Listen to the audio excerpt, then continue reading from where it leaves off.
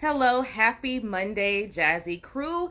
You know that it is another fantastic Monday, an intentional Monday where I hope you set those goals. Listen, we have a lot to discuss. We have such an amazing show going on tonight. And so if you are tuning in, what I need for you to do is let me know where my Jazzy crew is coming from. Like, where are you coming from? Are you in Central Florida? Are you in Atlanta? Are you calling from California? Where are you? I'm talking about California. I'm talking about calling like I'm on the radio, like I'm going back. So how are you doing?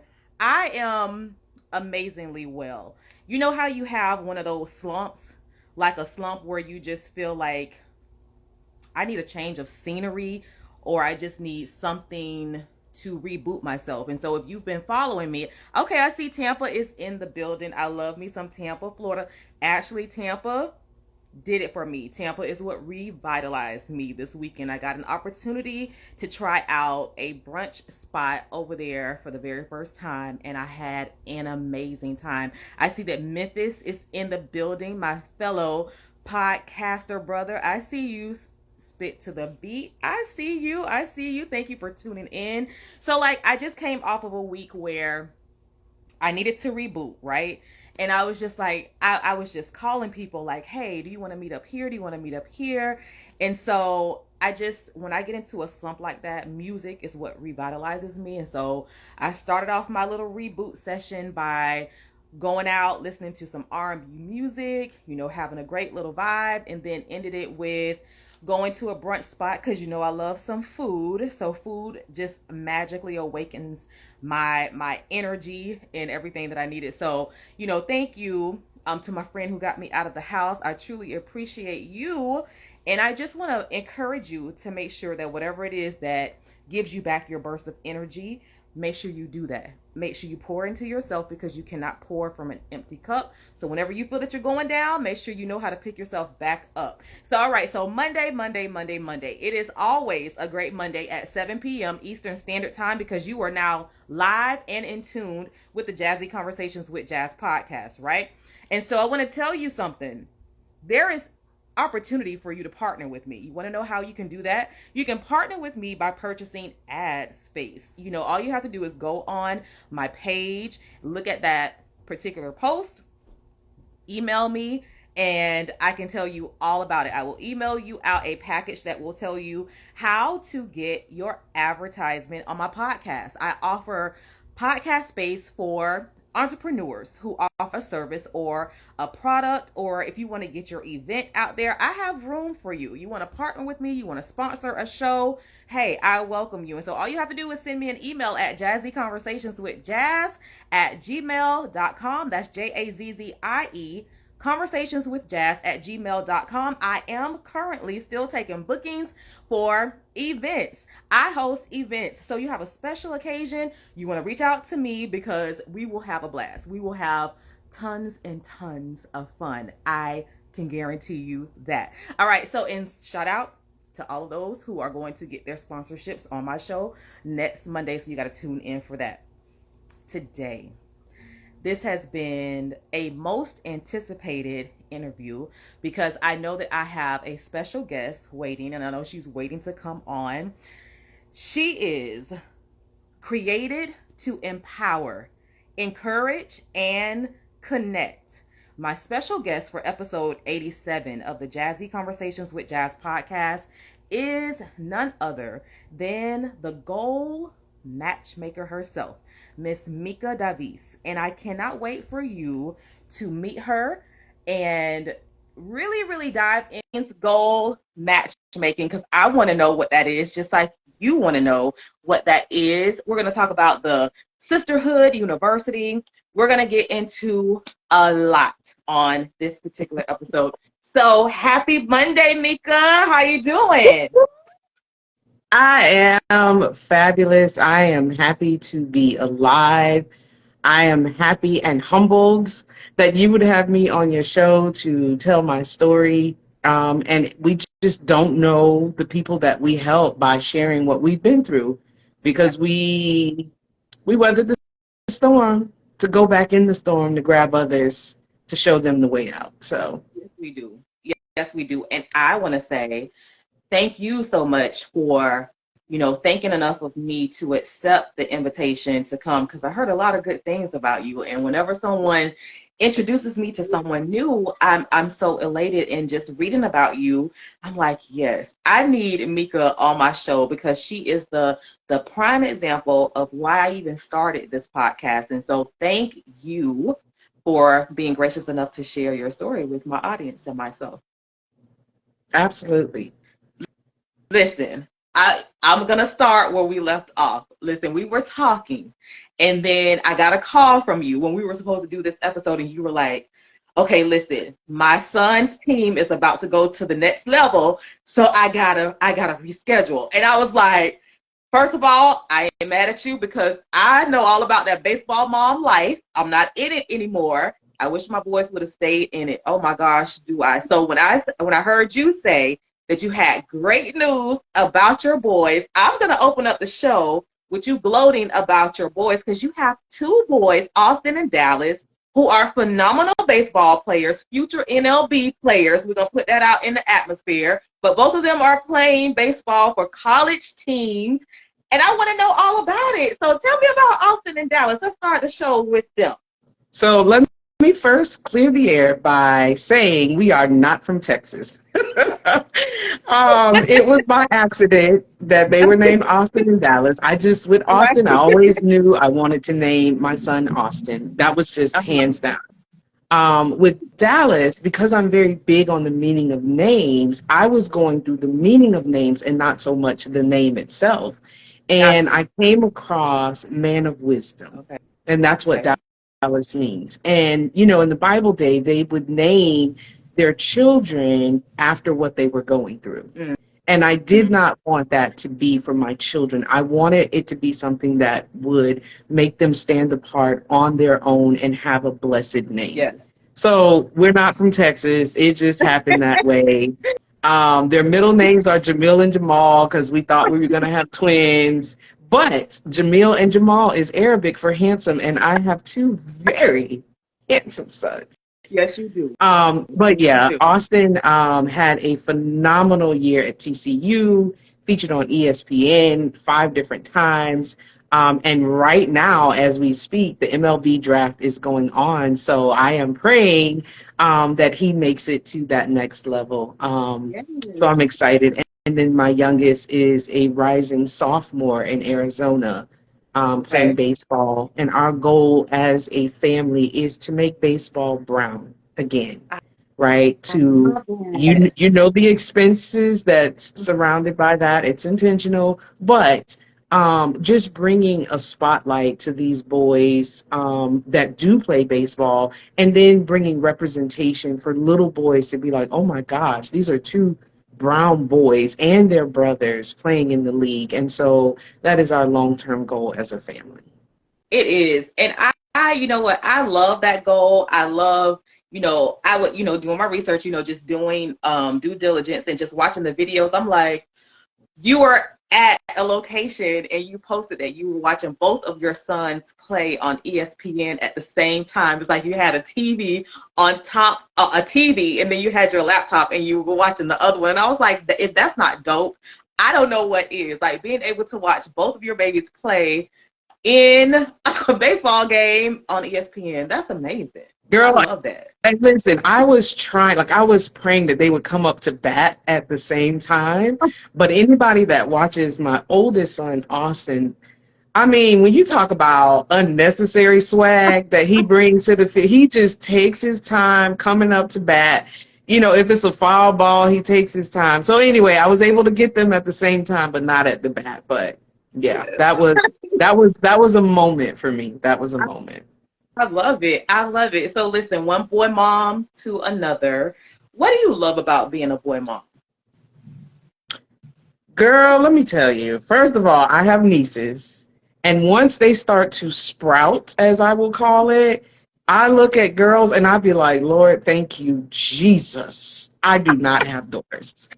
Because boy moms, we only have to worry about our sons. Mothers to daughters have to worry about everybody else's son.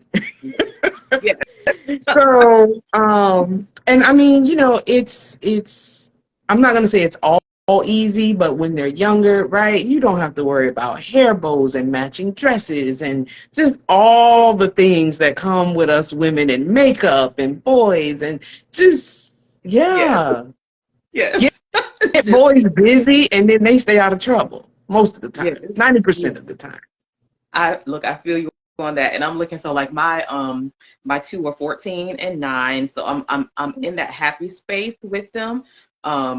And it's just so funny because like the high schooler is like figuring himself out, and I'm just watching his personality change. Like just a few minutes ago, before I got on this podcast, I was showing him pictures of, you used to love your brother so much. You used to hold him all the time, and he's just looking at me like, why are you showing me this? I'm just like, cause like it's just, I don't know. I love like the dynamic of having two boys, and so that's a something that we share. And so I love looking at your pictures. I love, reading about them in your bio and knowing that that's your most prized thing that you're most proud of, and that warms my heart. And so And just a mother I to will, oh, I'm sorry, I will say, so they're 5 years apart, mine are like a little different. too. Yeah. And so it got to the place where it was like, I reminded him, look, you pray for him.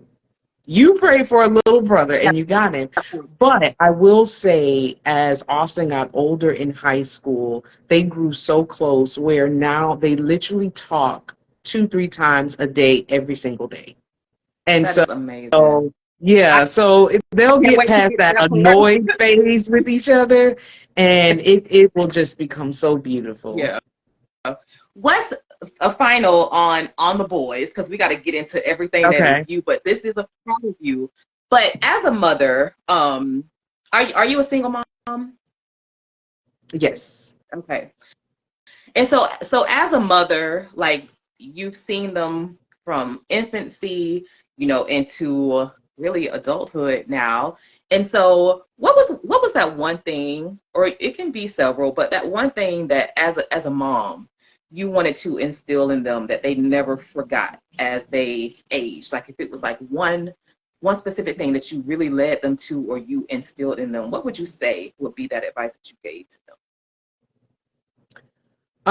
One, I would say the biggest things for boys as they go through puberty, I want it to be that mom who, because we have daughters that come to us for everything, right? And as Michelle Obama says, we train our daughters and we love our boys, right? Yeah. And so I had a younger brother, and so one of the things I wanted to instill in them becoming young men, right? Especially, women, when we out here in this dating pool, right? And looking at these other women's sons, Yeah. I did not want my sons to be that way, but it was up to me to train them, right? How to treat a woman, even how to break up with a woman. Don't just be Yeah. like, we done, or ghosting. And so one of the things most important was I said to them, I said, if I was in my dying moments and I gave you a ring that belonged to me, would you just give that to anybody? And they were like, duh, no. And I said, your sperm is the exact same way. It is one of the only things you own besides your brain and your thoughts, right? And your actions. That is the only other thing that you own that is so precious to you that you don't want to just give to anybody. Yes. And so you have to be very intentional, and especially with athletes, right? Yeah. You have to be very intentional of the people that you choose. And so for me, that was one of the most important things besides loving God, right? That's Yeah. first, Yes. right? And relying on him. But definitely how you treat other people, whether that's a girl you're dating or a random stranger. Because I told them, I said, let me tell y'all something. Your character, your kindness, and your humbleness will open doors that money cannot. Absolutely. Absolutely. That's those are great lessons. Yeah. Great lessons. And yeah, I can't wait to, so I'm an educational leader as well. And so sometimes I have like former students that come on and they listen or they'll tell me about the show. And I seem to have a niche when it comes to my male students. And so like I always try to think about shows that would resonate with them. And I love everything that you just stated, from the perspective of just being motherly, but also being very smart in how to navigate in these streets, because that's what they really, really need to know how to do. And I know you treat them as your prized possessions, as they are. And so I love what you just stated, because yeah, the boys definitely need to hear that. And get Yes. down to the nitty gritty. I think so many mothers are like, they save that for the dads. Yeah. Like, I started talking to them about sex at 10, right? Mm-hmm. Because they played football as well. And I was up in the bleachers, and there was a young girl, and I know we're going all off topic, but here she is, right? 10, 11, I think they were 10, 11, 12, somewhere in that circle. And she's talking to another little cheerleader, and she's talking about my oldest son. She was like, "Oh, girl, he can get this." Man, get what? What? You finna get a whooping. That's what you finna get. All up in here. All up in here. I would be like, excuse me, Sweet Pea, what you said? Oh God. Listen, I'm so like, I'm terrified of that. And I kind of sort of experienced that a little bit and tried to guide him. And I just think that you went about it the right way. And it's just that you teach them, and you teach them with the confidence and prayerfully, the prayers that you send up, your guidance, the prayers and all of that. All you can do is just hope that they turn into great men. And Yeah, I'll continue tell to you some really, other tactics offline. I won't say it. Just in case they see this. I'll talk to you offline about some good stuff. yes, ma'am. Yes, ma'am. I got you. And listen, I've Okay. been reading about you, and we had a discussion, prior to this interview. But Meka, I'm just gonna ask you a series of questions, and we've kind of gotten into it, but this is just a segment that I like to call 21 Questions with Jazz, where we just talk about lighthearted things, and then we move into what you consider to be your comeback story. And so I'm gonna start it off with, where are you from? So I am originally from Ocala, Florida. It's a little town that sits in between Tallahassee and Orlando. So it's like an hour north of Orlando. And then after I graduated and started school, the whole family moved to Orlando, Florida. So I lived there about 25 years, a Yeah. little more. And then got an amazing opportunity with a big corporation here in Atlanta, which brought me here. And I absolutely love the Africa of America. Okay? Look at how you lit up when you talked about Atlanta. And listen, like when we had our conversation, you had me wanting to pack my bags and just be like, sis, like, let me sleep on your couch for like a week, and then I feel like after a week I'm gonna be a millionaire. Like, that's how Atlanta has you feeling. Like, I can get it out the mud and just do whatever I want to do. Like, I came there for a podcasting network event, and I was like, I don't want to go home. Like, I don't want to leave. Like, it's just something about it. What do you think it is? It's Well, a second coming to Africa. What's going I on? think it's the energy of success, Yeah. because like I was just saying, I want to make baseball brown again, right? One, so that they can see, like, representation is important. And so when you come here, it's not just about the athletes and the rappers and the drug dealers, right? You have male and female CEOs like when I came to GE, our CEO was black, Yeah. right? Yeah. And so I think it's the energy of representation. And I think you also see other people living their dream, right? Which then encourages you to make it. First of all, if you come here and don't make it, you ain't gonna make it nowhere. Let me just say that. But Yes. also, Yeah, I heard about the vain people, but I've met some amazing people where they turn around and they pay it forward. Mm. Like, here's some information that someone gave me, or I don't want you to have to learn this lesson, but you can listen to my lesson. Um, Yeah. and I mean, just the support it's just phenomenal. So yeah. I I'll love go it. on and on, but I'm gonna leave it there. It's just the representation and the support that you receive here, and I think there's just more opportunities with banks and getting loans when it comes to businesses and Yeah. etc. So Atlanta is number one in the nation for Black-owned businesses and That's Black amazing. female entrepreneurs.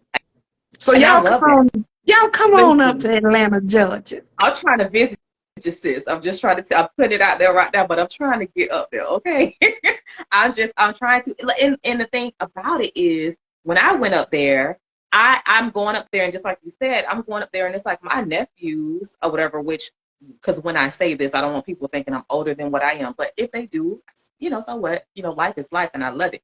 But I'm like the youngest siblings, and like my closest sibling to me is like 12 years older than me. So when I went to Atlanta, I'm going to my nieces and my nephews' homes, and I'm like, y'all living in this what y'all, and then I got to come back to Florida. I'm like, oh, I got to get my stuff together. It's like with my nieces and nephews, oh, I got to get it together.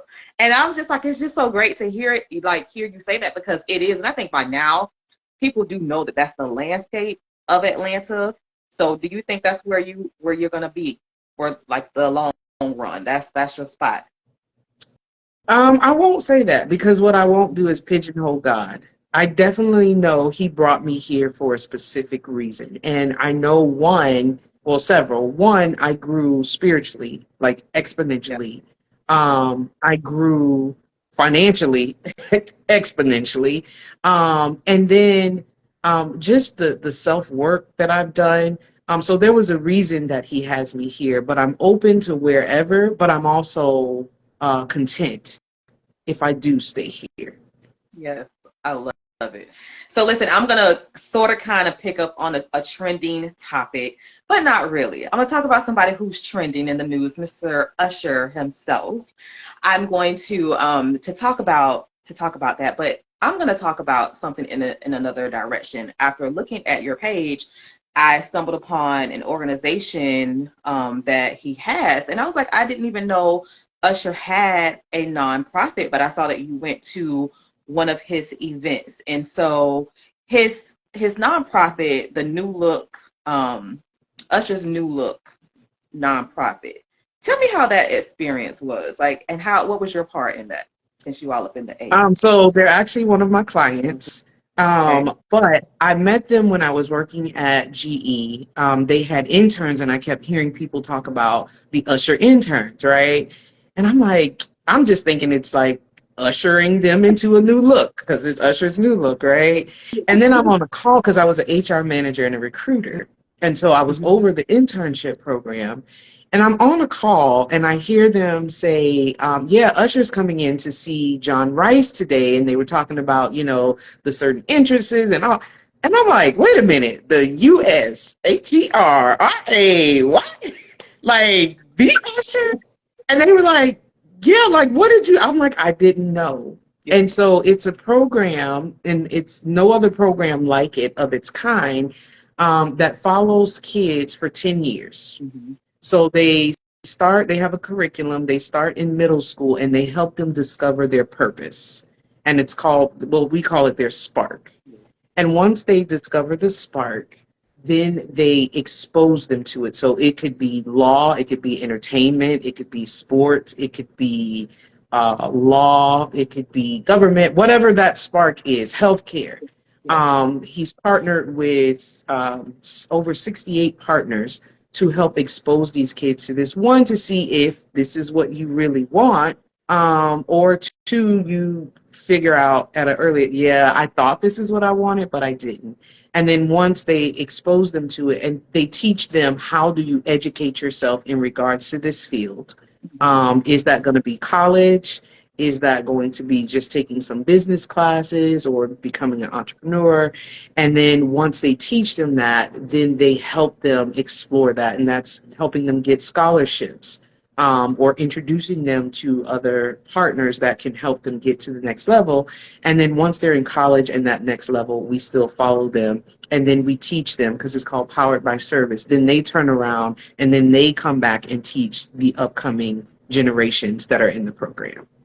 I love that, because I don't think people realize the power in the tracking. And so knowing that they track them for 10 years, that's just building a whole community of whatever the mission is. Like, you're pouring right back into the mission year after year after year, and like making the program sustainable. So like, kudos to that. Like, I heard you say that that's one of your clients. So tell everybody out there what you do. Meka, what do you specialize in? So I'm a consultant for small business owners, helping them when it comes to exposures and strategies, whether that is internal or marketing or external or events, just helping bring them exposure or teach them how to create strategies for exposures. And the most beautiful part is also coaching them along the way. I'm not a life coach. I did get my life coach certification, but my niche is in goal coaching. So what is the goal? What is the plan? Because believe it or not, most people have an idea and then they just take off. There's no plan. There's no strategy to it.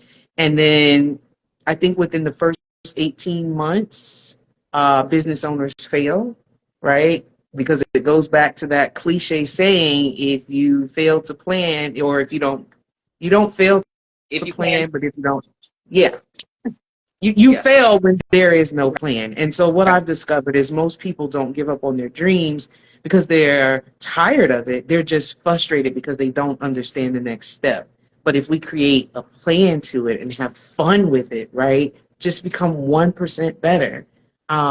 It makes the goal more obtainable, but often we bite off more than we can chew. Absolutely. So I love that name for you, the Goal Matchmaker. How did you get into that? Like, what did you see yourself doing this, and how did you get into it?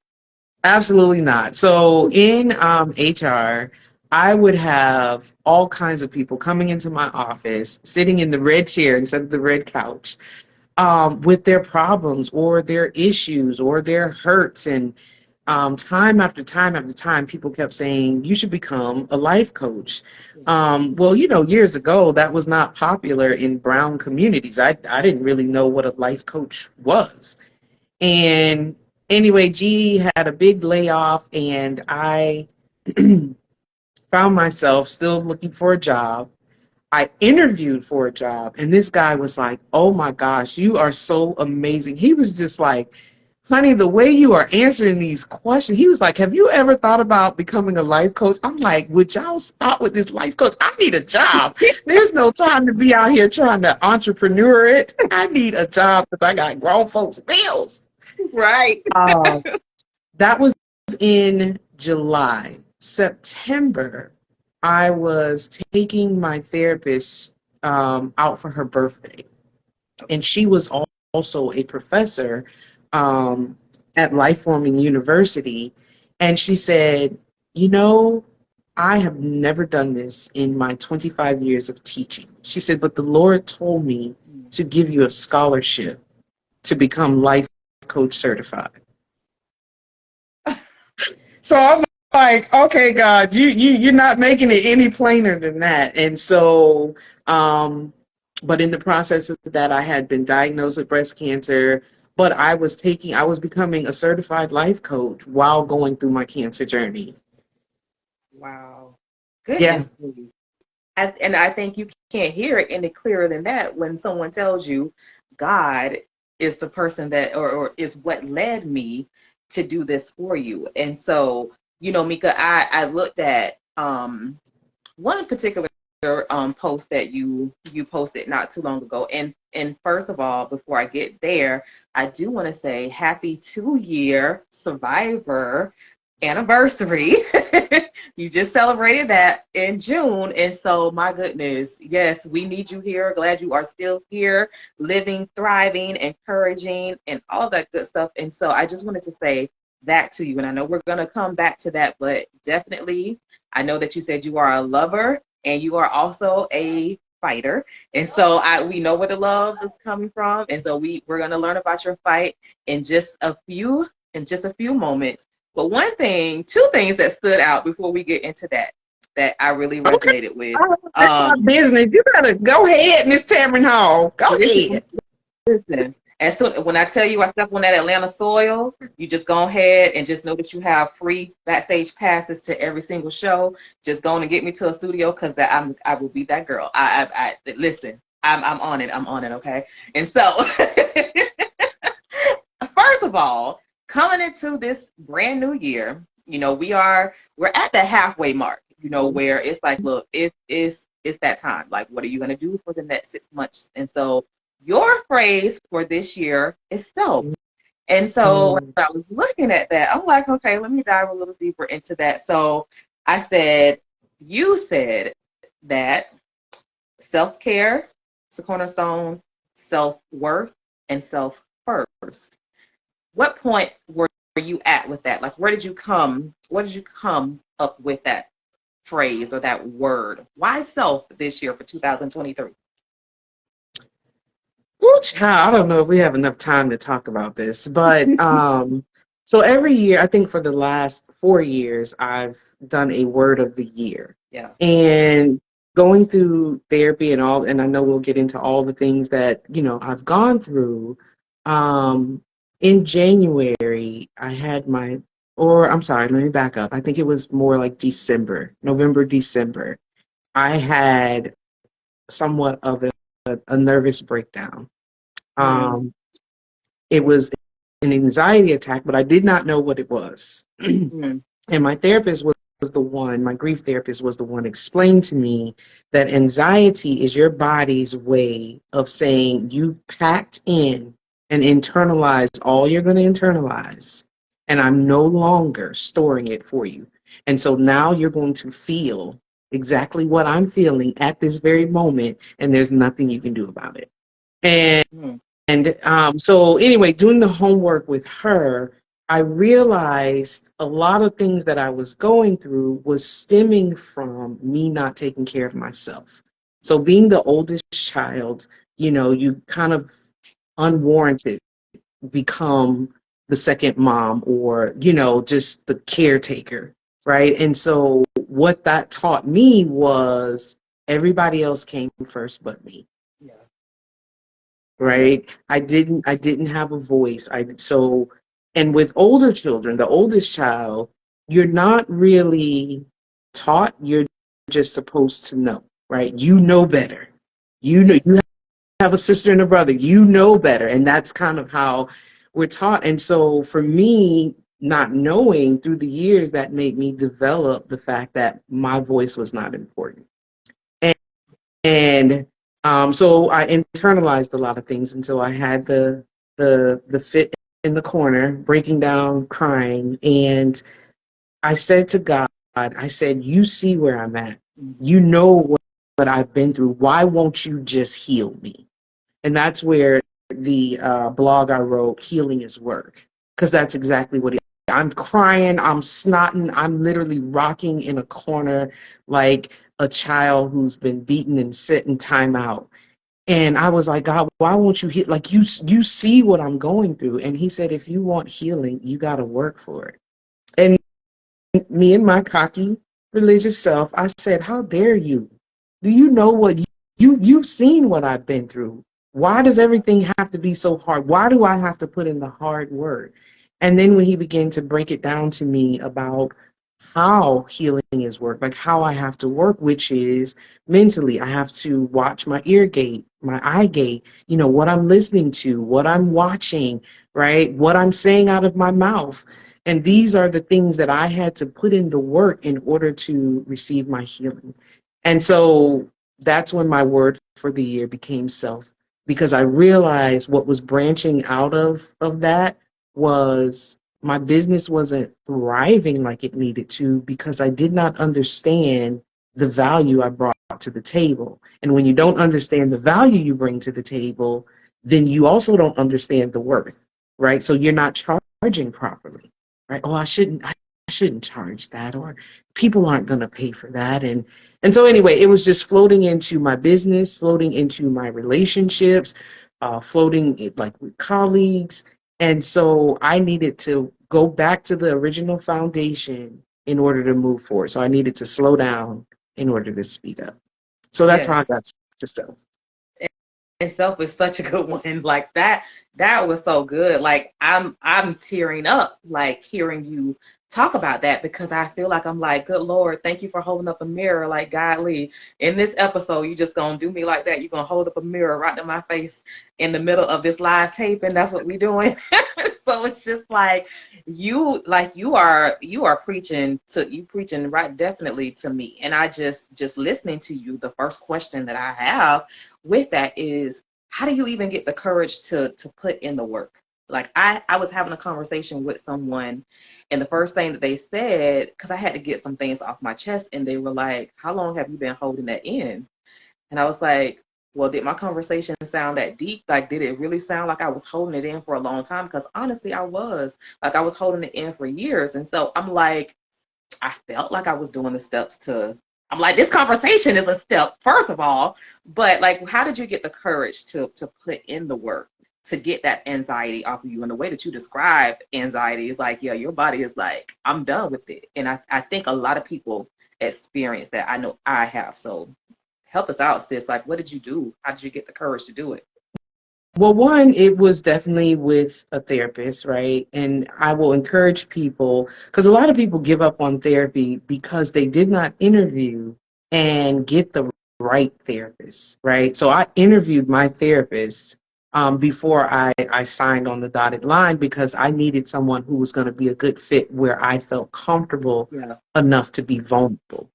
Along with that, she also gave me steps, right? I would start sweating and my heart would speed up. And so she taught me like tapping um, mechanisms or laying flat on the floor, doing my breathing exercises.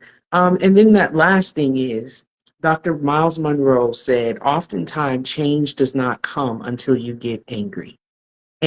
Yeah. And one, I had to get over the guilt because I immediately, when I started or understood they were anxiety attacks, I felt like I was broken. Like, well, okay, you're 47 years old. Like, what is wrong with you? Like, Yeah. you wait till you're this age to start experiencing these things. Um, and so one, I had to get rid of the guilt, which was also through therapy. And then the last part was I became angry with being in that space Yeah. of feeling helpless or unworthy or unloved. And so one of the assignments was she had me write down all of my accomplishments. And I was like, listen, this girl, she is a bad mama. Like, come on. Like, owning a hair company and going to Miss United States and New York Fashion Week and just all the things I had accomplished, like, it made me pop my collar a little bit, right? And so I teach my clients to celebrate small and big wins because we're so busy moving on to the next. We don't sit in where we are right now, being in the moment Yeah. Yeah. to celebrate that Mm. accomplishment. That's good. That's really good. That's really good because I don't know, women feel like we have to be just super all the time, like just wear a cape all the time, and yeah, like You know where that it's comes from? It comes from slavery. So I want to tell have a me. conversation and I want to call it Your Slave is Showing. So we Mm-hmm. often do things that we don't even realize that it's come from slavery. So when you think about, because we're not that far removed, if we think about like our great great grandmothers, they had to be super all the time. Like there Yeah. was no room for weakness. There was no room for complaining. You just did, right? So then they not just taught their daughters that, but they showed their daughters, right? Which was our grandmothers. Our grandmothers showed our mothers, and our mothers showed us. And so Yes. we're we're doing it, right, because it's a mindset and we don't even realize where the basis and the foundation of that came from. We're not just strong because we said we're strong. It was taught and it was showed to us. And so I want us to be the women that we break down that wall and we have our own internal Juneteenth, right? Because I will not be slaves to everyone else's pain. I'm not just going to take, and then mine go unheard. Anyway, I ain't going to preach a sermon, but. Listen, let them use you, sis. Let them use you. That's exactly what we need to hear. That's exactly what I need to hear. And I know the people who are listening, they needed to hear it too. So look, if you just tuned in, let us know where you are listening from. You know, I want to know what city you're from, what you're getting from this conversation, because I know that the jewels that are being dropped are resonating with you, because this is a needed conversation. You know, we go through our own private storms, but I truly just believe that the testament is in letting others know what you've gone through and what you've overcome.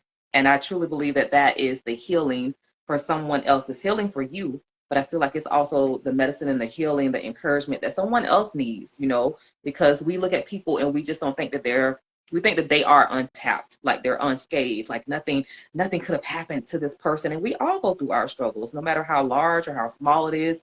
All of them are significant to us. And so, if you just tuned in, I'm here with my special guest, Miss Meka Davis, and she is the Goal Matchmaker. I love it. She's the Goal Matchmaker. She's, you know, about her business. She's all about sisterhood, you know, and we're going to get into the Sisterhood University and all that.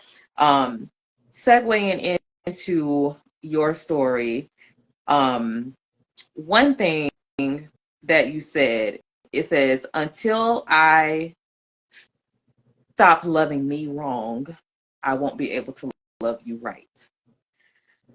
And I thought about that, like, sis, I've been sitting on that quote for a minute. And so I'm like, all day today, that's been in my head. And it's like, until I stop loving me wrong, I won't be able to love you right.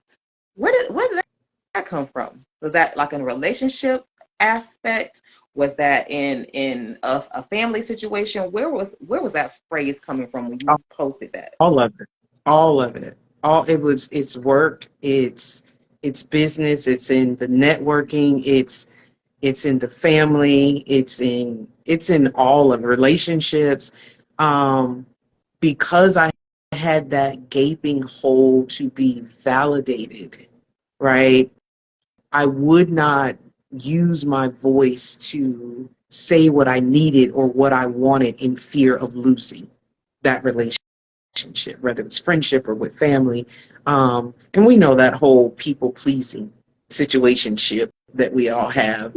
Yeah. But I was going up the stairs in my office, and as I was, just a random thought, and I was like, you know what? We have told men and everybody else, I love you more than anything in the world. And we have never told ourselves that. Yeah. We've never been taught to tell ourselves that. And oftentimes we're in these relationships, friendships, situationships, even with coworkers and colleagues. And because we have these misplaced expectations. I'm expecting you to love me more than I love myself. I'm expecting for you to give me what I need, and I'm not even giving that to me. And so that is a misplaced, mismanaged expectation.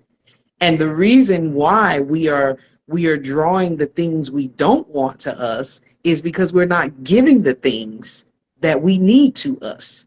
And so I think that's where it starts. And so at the beginning of the year with the word self, I call it the 5-minute mindset. And so I was like, how am I going to be intentional with this word this year? And so I was like, what are the books and the movies I'm going to watch in regards to the word self? What are the affirmations? What are the action items? What are the scriptures? And so one of the things I began to do is I have a journal, right? We normally journal. A lot of people have started journaling. And so I decided, since I'm going to start loving myself, I'm going to start writing myself love letters. I love it. And so what I do is, because what happened in December, I read through my journal for 2022. I was like, girl, you is one sad individual.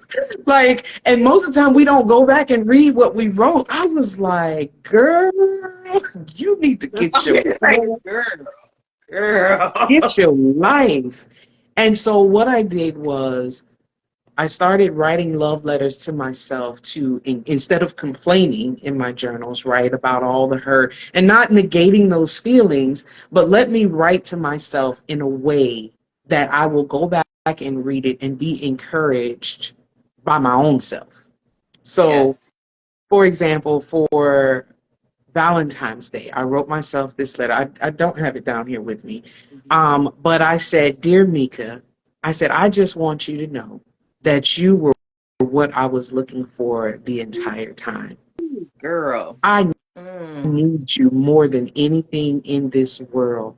And I want you to know that I am so proud of you and so proud of who you've become and what you've gone through. You're all I have ever needed.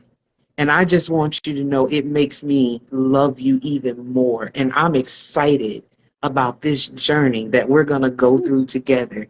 And I want you to know I'm going to love you through sickness and in health, through richer or for poorer, uh, all the things. And I want Oh, you to know that I'm here for you and you're all I've ever dreamed of. girl. Listen. Listen, the pitter patter of my heart. Listen, I'm like, that's deep. That's dope. And I know when people hear you say that, I know that it may sound weird to some.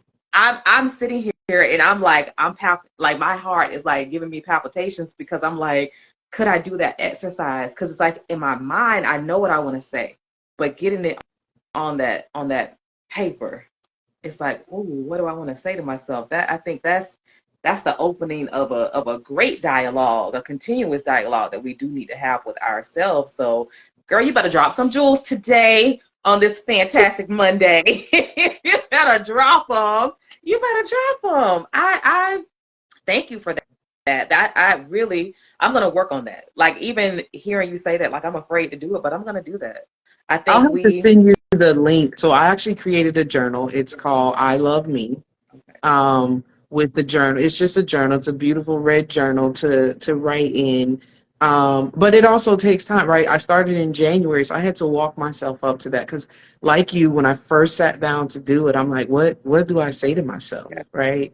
How about Yes. I say, because I'm a writer, I love writing. How about you say all the things you done said to these Negroes, to your children, to all the folks, To right? all. Because people know me. I love, when I say I love loud and I Yeah. love hard, Yeah. but that's what I also realized in therapy is oftentimes I love loud and it goes unheard. Yeah. So Yeah. why don't I take some of that and give it back to myself? Absolutely. And it Absolutely. feels good. It Loving feels you right. good here. It looks good on you. It does. It does. Go on, girl.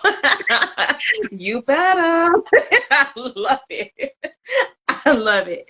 I love it. And so I want you to be able to, definitely while we have this space today during this episode, I want you to be able to tell everybody and explain how did you get to this point, because I just feel that has is a story there, and we I think we've heard segments, we've heard some things, but for you to come into a situation where you created an event to honor women who are survivors and you crown them and you are teaching women, you're teaching, those around you how to get to their goals. You're coaching them through it. Like what led you to that point of your experiences? What do you think was your comeback that led you to this point? Um,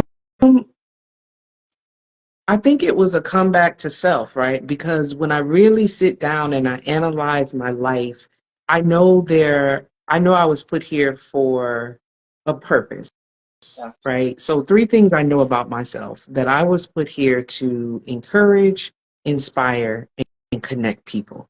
Like when I'm talking, my brain just begins to turn like, oh, let me connect her with her. Oh, he needs to talk. Like that's literally, girl, I could be in line at the grocery store needing to mind my own business.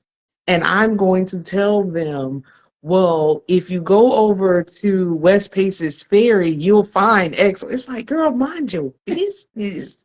These people like me, but it's just It's in you. who I, yeah, it's Yeah. just who I am. And I think what magnified that is going through the journey. Like, okay, I'm still left here for a reason. Um, and then with the passing of my mom, one of the things that brought me peace about it, because I still felt like she was so young. One thing that I understood was when she passed, maybe a year or two before she passed, one of the things she would say all the time, she would say, I'm so tired. I'm tired. I'm tired. And I used to get aggravated, me and my sister. And I was just like, Mom, you need to work out. You need to change your diet. You just tired all the time, right? And hindsight, after her passing, what I realized was she was approaching a place in her life where she had given all she had Yeah. to give. Yeah. And so even her going into the hospital, the last thing she did was give. Like literally being wheeled into the hospital. And so when she passed, what brought me peace was knowing she had made an impact on this world. Um, and she left it all here. She had Yeah. given her family, her church, her friends, everybody, everything she had to give. And so when I look at her and we look at Kobe and we look at Prince and Michael Jackson and Whitney Houston and all these people, and though to us their deaths may have, it felt tragic, it was their time, right? Mm-hmm. So whether Mm-hmm. he would have, any of them would have been at home or died in their sleep, to us it seems like their life was so short, but Yeah. in the eyes of God, they understood their purpose and they ran with it. And all of them lived, including my mother, as if they were 100 years old, the impact that they made. And so for Yes. me, though cancer did not take me out, that means I still have an opportunity to live my best life, which is living it in purpose, on purpose. And so I got to give it all back. And y'all Yeah. gonna see me these next 6 months like a crazy woman. I gotta get all of this out of me and I gotta give it back to the world because I don't want to die full. I don't Oh. want to add to the value of the graveyards, which is the richest place, the richest real estate in the world, because people are dying with the books and they're dying with the ideas and the inventions inside of them. Yes. When the world, Jazz, what you have, it don't even belong to you. We Yeah. deserve for you to give us what you have. And That's so that's how I came to this place. that's good. And being afraid for what? If you have that on, first of all, we got to stop thinking we so smart, right? God put that in us, right? It's not even our own. He put that inside of us. And so what right do we have to keep it? If he saw fit to put that inside of you for the world, you're like, you know what? I am the shiznick, right? Like, yeah, you finna get all this he gave me. What? You don't want it? Oh, no, ma'am. You Here finna you you go finna anyway. eat off this table. Here you go anyway. Yes. When you think about what's in you now, what you've gone through, and then before you started going through it, and I don't even know if there's a place in life that we can ever think about that we were not going through it. But maybe that ambitious girl that started off versus the Meka now after going through loss, going through going through your cancer. How how that fire that lived inside of you, are they still equal, or was it elevated through your trial? I Because think some it people feel like was they elevated just always had it. because most people say you don't know how much power you have until you're in a storm, right? But I think it was elevated because when I was going through, I was very intentional about what I was listening to, what I was watching. Like, because I have boys, I love action-packed movies, right? The shoot 'em up, bang 'em up. So even during that time, and though I hated them, my mom loved these Hallmark movies. I started watching all the things that made me feel good, right? That made me feel love, or things that were gentle. Every night before I went to bed, I would listen to healing scriptures every single night. And I was very intentional about the people I even talked to, right? Because people don't mean harm, but sometimes they just say things and it just don't even make sense. But sometimes it's also a seed. So I was very intentional about the people that I spoke to during these journeys. And so I think when you're intentional, I like to say that fear is just faith in reverse. Yeah. So even when you're walking in fear, that means you have faith in that fear. Mm-hmm. And so I think when we are intentional about the things that we put inside of us, it helps the baby grow. Yeah. Who in their right mind sees their child and their child is not growing properly? They seem to be unhealthy and they won't go get help, right? Yeah. You're gonna go to an expert. You're not finna go like, Aunt Sally, I love you. You know, I understood that castor oil worked for us, but I'm finna take my baby to the doctor. I'm finna take my baby to the expert. Baby need more than aloe vera. And so we have to start doing that for ourselves, evaluating, hold on, I'm not growing. Hold on, something's not looking right. Let me find an expert in whatever area that is, even if it's a good friend, right? Let me figure out how to fix this so I can then start growing properly. And so I think one, it was definitely my boys, right? I fought for my boys. Like I do not want to leave them. Like there's still so much.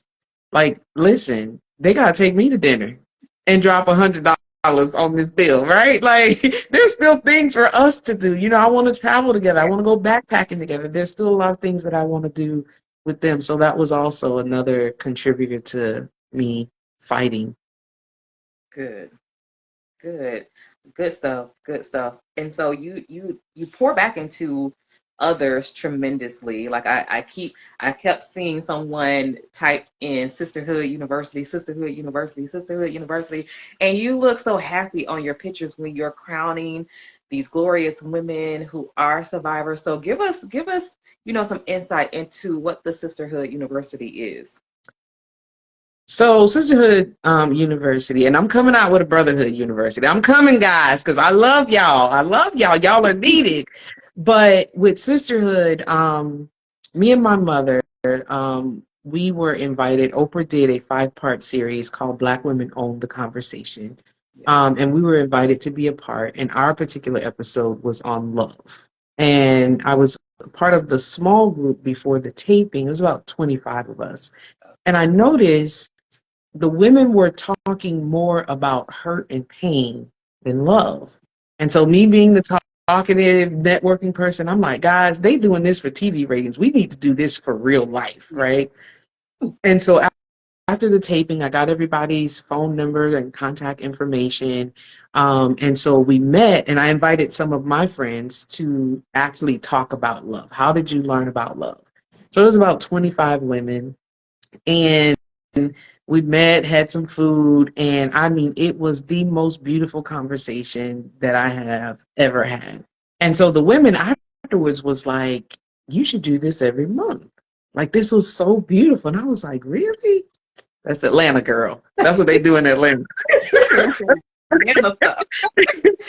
And so I was like, okay. And so I just kind of put it out. And hence we met on a Sunday, and it got the name Sisterhood Sunday when we started.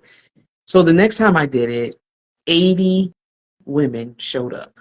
Wow. And it was so beautiful. So I started doing it every month, and then the pandemic hit, and then we went virtual. But all of it stemmed from, after the taping, one of the ladies said to me in tears, she said, I feel like Black women are disappearing. She said, even though we've been invited to the table, our voices have still been silenced. She said, we've come to a place where they will ask a man and take his advice about what a woman needs over us. Yeah. So that was basically the big spark to do this and continue to do this. But for me, it was having a safe space. So what I understand is I'm called to strong women. That's just my ministry. But women need strong women need a safe space to be vulnerable and to feel like, okay, I'm going to be strong enough to say I'm not strong right now. Yes. And so that was the consistent word after all these meetings. Women kept coming back to me saying this was a safe space. And for my sister, who is an introvert, don't talk in front of nobody, she actually flew out like, okay, I got to see what this Sisterhood Sunday is all about. So she flew in, and so basically what we do is we pick a topic. That particular topic was finance. How did you learn about finances? What do you want to know? And so we strike up the conversation, get to the root cause, and then I bring in an expert right after they've listened to all of this to bring on touch points. Girl, my sister gets up and talks, and I'm looking like, wait, hold on. Right. And so she began to talk about how she learned about money and her fear of money and et cetera. So we get in the car. I just look at her. I'm looking at her like, who was that in there? And what she said to me was, she said, I felt safe. Yeah. And so, sister, that's important. Yeah. And it didn't feel, so people tell me it doesn't feel cliquish, right?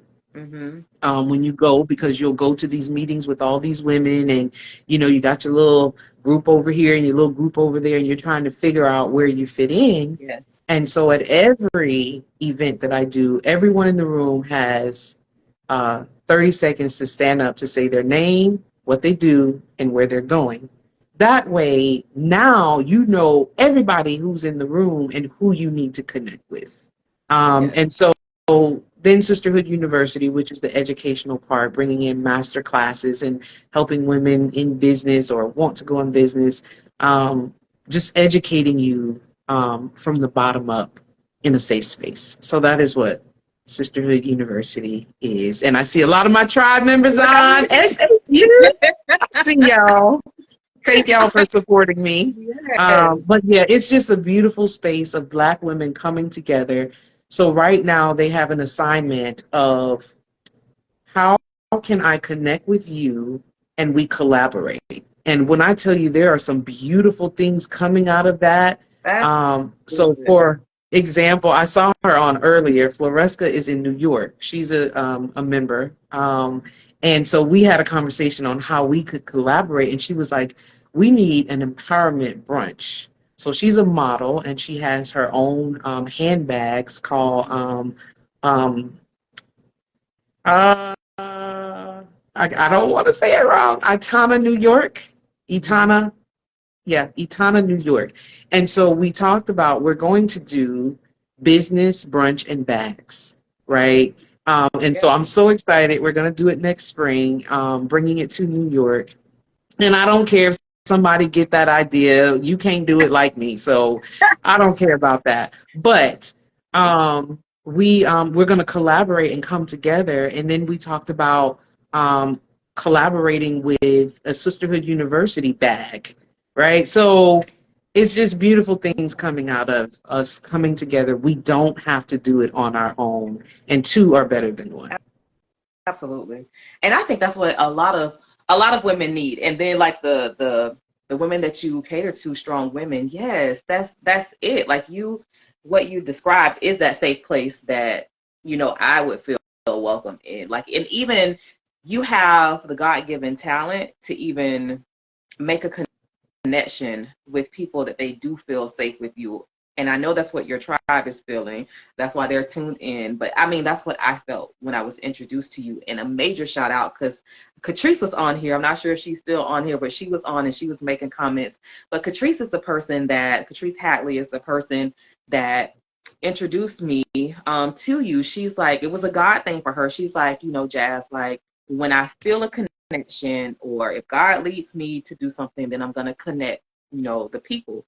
And so she's who led me to you, and I'm so glad that she did, because our first conversation, it was so impactful, and then this entire interview has been, you know, that way as well. And so I just want to thank you for that, because even just in conversation, you know, it feels like a safe space and a genuine space, because I'm so big on genuine right now. I need you to be genuine. To be all up in my space, please be genuine. All right. Yeah, and mutually beneficial, right? Not just giving, giving, giving, and taking, taking, taking, but it being mutually beneficial. Even if it's just in encourage, you know, you may have a connection for me, but I may have encouragement for you. Yeah, yeah, and yeah, and you're absolutely right about that. You really are, because I'm just thinking, I'm saying that because I'm picturing myself. I'm like, if I was coming to the room, like a woman who comes into the room, like, yeah, we all have something to give, but I'm like, I can anticipate coming into that room where there are women that are 10 times smarter than me, but we're all there for the same thing. And it's like, I can just, you know, I can sense that there's a great vibe and a great community, a great sisterhood there. And And it's so I and it's want intentional because it's invite to, only. I made it invite only, and the reason I did that is because I want the space to remain safe. yeah, And so you can that's smart. only get in by invitation only, which means you've been vetted and that your heart is prepared to enter this room Yeah, to not just give but also receive. that, that is so smart.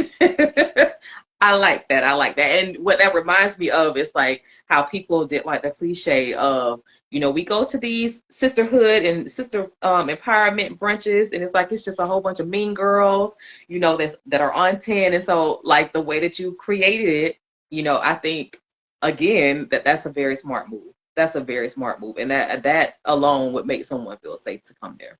Yeah, we don't do mean girls. Mm-mm. Nope. So Meka, when you think about the legacy that you want to leave, and we'll end here, but I do want you to tell everyone that what you have coming up. I know you said you're going to do a Brotherhood University as well, because Lord, I want to see that. Just let me know where y'all going to eat afterwards. Just tell me, just say Jazz, meet up at this, say Jazz, meet up at this spot. Just let me know what you're going to do. All right. So what do you aspire to leave as your legacy? Like when you look back over your life, when people look back over your life, that of who Meka Davis is, what's that legacy look like? Love. Love. Um, Here's the thing about legacy. Um, and I heard one of my amazing mentors say this: we don't get to decide the legacy that we leave. We only get to decide the life we live, Yeah. right? Because for me, it's about character. It's about doing the number one thing God has called us to do is love. And that's love through giving, that's love through a smile, that's love through a compliment, it's love through, as your mama used to say, loving the hell out you, Yes. right? Get And even the Bible talks about take those people who are doing you wrong and heap coals of fire on their head, meaning basically love the hell out of them. Like yeah. at the end of the day, regardless of what you've done to me, including my ex-husband, and he may say something different, Yeah. but at the end of the day, even when I still see him or people that have done me wrong, I'm still going to greet you with a smile, right? I'm still gonna always wish you the best. I mean, he has a food truck, right? I'm praying that it Yeah. prospers because it does not do me well to withhold the love that God has given me for anyone. And it's through love and kindness that you're gonna draw people. But in that, I can't love you right if I'm loving me wrong. I'm telling So you. so I gotta stay on this journey. And guess what? It is a journey of consistently loving me so that I can in turn love other people properly. Because sometimes our definition of loving people, I remember my ex-boyfriend, oh, he ain't never gonna find another woman like me. And it's like, you know what? Even in all of that and all the good that I did, maybe I was loving him wrong. Yeah. Because I Yeah. never stopped to ask, like, how do you need to be loved? And that's the journey I'm also on, even with my friends, and some of them are on. It's like, how do I show up for you in this season? Not how I want to show up. Because I used to be like, well, honey, I'm an amazing friend. Like, I love giving, but how do you need me to show up? And so I want people to remember me, that she not only loved me, but she showed up for me how I needed her to show up for me. And those seasons look different. They do. They do. That's good. That's so good. That's really good. I look, I'm taking notes in my head. Like I'm processing this. I'm really processing that because that's important. Because when we think about what we need, I think that's what we really want people to ask us. I think that's how we want people to reciprocate what you just described. Like that's like a high level of love. Like if you ask me that, like, well, Jazz, what do you need right now? Jazz, how can I, you know, what do Support you in this season. I support Hmm. you in the season? What do you need? That's some love. Like that'll look, you'll be in a heated argument that'll stop you right in your tracks. Oh well, I'll tell you what I need. I don't know. That'll stop you right dead in your tracks. But That's a see, different that's the conversation. importance of loving yourself, right? Yeah. Because when you begin to love yourself, you understand what you need. So oftentimes we have this misplaced or mismanaged expectations of people, right? Like in relationships, we're upset with each other, but neither one of us are communicating what we actually need. And Yeah. so if you're loving yourself, that's when you begin to understand what you need and what you don't need. Right. That's good. That's good. So, Meka, tell us what you have going on these days and how can people connect with you? Well, they can connect with me on social media here, either at the Goal Matchmaker or on Sisterhood University.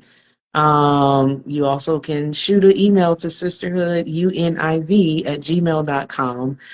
We do have an opening coming up on July 23rd, inviting women into the tribe, into the safe space. It's invitation only. It's going to actually be in person, but then we'll also have those on Zoom that'll be able to experience being on the inside. And then at the end of the year, back by popular demand, and I'll send you some more information. I am doing, yes, ladies, I am doing Wakanda Wonderland again. I did it. It was amazing. Yes. Everybody dressed up in their African attire. And it's basically to show younger people that we do have real live superheroes. It's not just on screen. We have men and women doing some amazing things. And as I said before, representation matters. So I'm super excited about that ball at the end of this year in December. That's going to be amazing. Where is it going to be located? In Atlanta. Of course. In the sacred place. Sacred ground. I love it. So Yes. definitely give me more information about that because I know it's going to be a very great event. And I just want to thank you from the bottom of my heart. I want to thank you on behalf of my Jazzy crew. Um, I know that anyone listening to this podcast episode, anyone who will go back and watch the replay, I know that they're going to get so much from this interview because I've gotten so much from this interview, doing things that you think are right. And it's like, wow, like I'm listening to your perspective and then your view on it. And it's like, yeah, That's another way to look at it. And just leading in love, like honestly, you have inspired me again, because Lord, you brought out that that X thing. And so, like, Lord Jesus, Father God, help me learn to lead in love. Like, but in honestly, like, I'm joking, saying it in a joking way, but truly meaning it from the heart. Because, like, yeah, leading with love, that's what God really wants. And And even when they don't receive it, he don't yeah. receive it, child. Listen, listen. But I do it anyway. I do it anyway. Ooh, honey, you got some strength on you, sis. Let me snatch No, some of that from it took a while to get here. But it's freed me, and that's you. And what's most important. listen, I'm I like, gotta be free. Girl, I'm that's what's ready to get important. out here and skip and twirl. I think I'm gonna go buy me a baton. I'm finna be free. Okay. Listen, look, let me tell you what I'm about to do. I'm about to go get me a hula hoop because my whole mission in life, in this season of summer, I'm gonna learn how to hula hoop before it's all said and done. That's what I'm gonna do. But I understand what you're saying, getting the baton and all of that to make sure that you are free, and that really is what's needed. That's what's needed. So I love it. They said leading with love for everyone is vital and freeing. It is. So Brandywine3, thank you so much for leaving that comment. And definitely when I repost this episode, I'm definitely going to put all of your information. And are there any final words that you wanted to leave with the show? Um. hmm. So your show is about a dope comeback, right? Right. And what we have to understand is I don't want to cry. Don't you make We have me to cry for food to say. we have to understand that we are the authors of our own stories. And when we take control of the pen, if that chapter sucked, honey, just turn the page and write another one. Like Yes. doesn't just it doesn't just stop there, right? Like the cancer and my mom passing and me getting COVID, all of that. I could sit and sulk in that, or I can pick up the pen and start writing a new chapter. And just like I said to you, this next chapter, I'm getting me a baton because I used to love the twirl. I'm finna start skipping down the sidewalk, and I'm gonna Go learn be how to great. double dutch. Okay, That's what I'm I'm talking finna about. do. I'm finna do all the things, and even for my birthday this year, I was like, okay, what do I want to do? I want to do a wig party, and I want people to come. Like, if you want to be Cher, if you want to be Diana Ross, if you want to be Rick James, like, listen, let's just write another chapter. I love that. I love it. I want to see some pictures. You gotta share some pictures with that because I know that's gonna be on point. Yeah. That's gonna be on point because when we get us some new hair, we take on a different personality. So I want to see that. Who you want today? You want Sasha? Who you want today? Girl, listen, I got on Bianca I know today. that's right. I know that is right. So listen, I look prayers to your sons Ooh, on their journey to making it to the MLB. I know the drafts are coming up. Prayers, prayers on turning the sport brown again. Prayers on both of them being able to play together. And just prayers to you in all that you are doing and continuing to do. And I am so grateful. I say this every show, and I hope people don't just think that I'm saying it just to say it, but I am truly meaning it from the bottom of my heart. This is a God thing for me.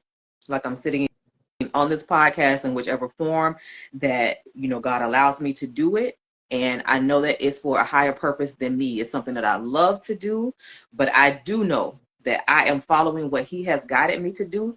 And so a part of this podcast is also that is to share with people the power of adult comeback, because I truly believe that with God, with the right resources, and with the willingness to do the necessary work needed, that you can make a comeback. But I also want to encourage people to follow their dreams. And you're sitting here with two people who are fearlessly going after their dreams, but I'm doing it scared on most days. So please know that. Okay? I'm doing That it part. scared. Like, I just need to promise to myself that if And I'm scared today, I'm gonna do it anyway. and I wish people would be more honest about that, right? In being scared. And it's just taking one small step at a time. But that's why it's important to surround yourself with people who are either where you're trying to get to, or even if they are comfortable and satisfied where they are, being able to encourage you, Yes. right? Because their dream may just be doing what it is they're doing, and it may not be great in the eyes of others, but for them it is.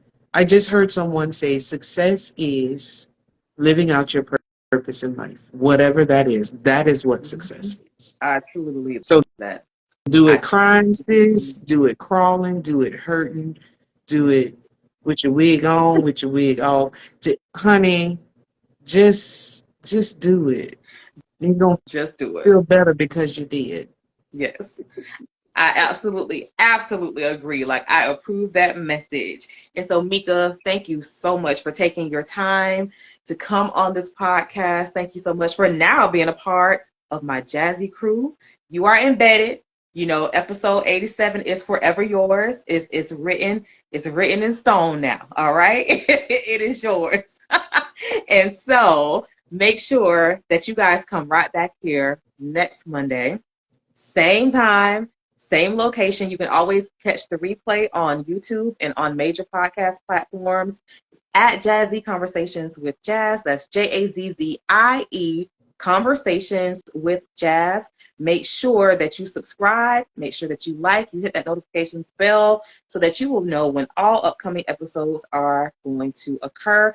Thank you so much again to Miss Meka Davis, the Goal Matchmaker, Mother Galore, and all things special, creator of Sisterhood University. And I will see you on next Monday. Thank you so much, Meka. Well, honey, you go and have yourself an amazing jazzy afternoon. And if you can't, don't go messing up nobody else's. You hear? I You be promise. jazz. Jazz in the morning, jazz in the evening. I promise. You can count on that. All right. Thank you so much, Meka. You have a great night. Bye-bye. Bye.